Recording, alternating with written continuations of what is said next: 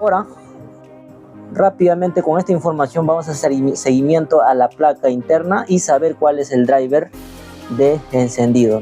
Exactamente, los pines de salida para la bobina están en el 57 y 71, ¿no? Amigos, somos Malmatronic Automotriz, empresa dedicada a la venta de repuestos electrónicos automotrices y laboratorio de reparaciones. Visítanos.